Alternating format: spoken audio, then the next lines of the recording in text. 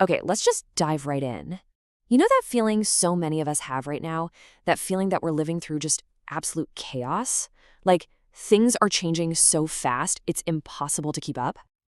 Right? I mean, it's not just you. I promise. The pace of everything just feels relentless, totally overwhelming sometimes. It seems like every single year brings some new, massive, world altering event. I mean, just think back over the last few years. So, 2020, the entire planet basically just stopped. A global pandemic hits, forces all into lockdowns, and boom, normal life comes to a screeching halt. The shockwaves from that are still being felt in every single system we rely on. And then, just as we're kind of starting to come out of that, 2022 happens. Suddenly, there's a major war back in Europe. And the invasion of Ukraine, it wasn't just a humanitarian catastrophe. No, it kicked off global energy and inflation crises that completely reshuffled the deck, geopolitically speaking. And if that wasn't enough, 2023 rolls around and we get a whole other kind of revolution. Generative AI just explodes into the mainstream. All of a sudden, machines that can think and write and create right alongside us, they're not science fiction anymore. They're a reality, and they are already changing everything about how we work and what we even think is possible. So, you've got a pandemic, a major war, an AI revolution. It feels so random, right? Just one chaotic thing after another. But what if it's not random at all? What if there's actually a predictable pattern, a recurring cycle that's driving all of this? Well, this is where things get really interesting. There's this incredible framework for understanding it all. It's a recurring six-phase cycle of adaptation that just seems to show up again and again and again throughout history. Okay, now the key thing to get here is that this isn't a straight line from A to B. It's a loop. It always kicks off with some kind of massive system shock. Think a pandemic, a huge financial crash. That shock inevitably leads to strain and mistrust because people feel the recovery isn't fair, right? And that tension, it forces a power reordering. The old ways of doing things, the old power structures, they get challenged. Now, right around this time, something else fascinating happens. A new cognitive or tool shift pops up. A new technology, a new way of thinking that completely changes the game. So then, society has to scramble to catch up, creating new rules and new norms. That's the rulemaking phase. And all of that, it all culminates in the deepest, most profound phase of all, a complete redefinition of human value, where we're basically forced to ask ourselves, what are we for? I know, this might sound a little abstract, a little theoretical, but you can actually see this exact cycle play out all through history.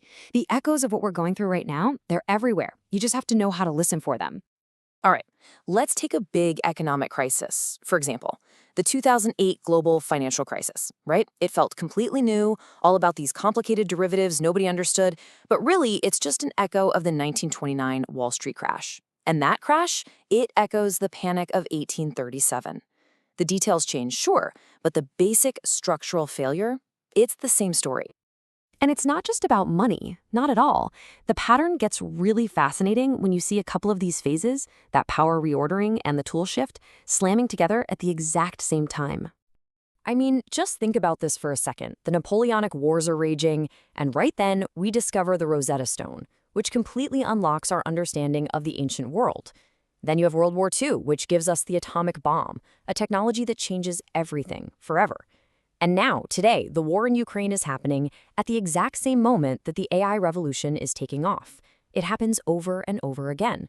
Major conflict and game-changing innovation, they seem to go hand in hand. So, okay, we see these patterns, these rhymes in history.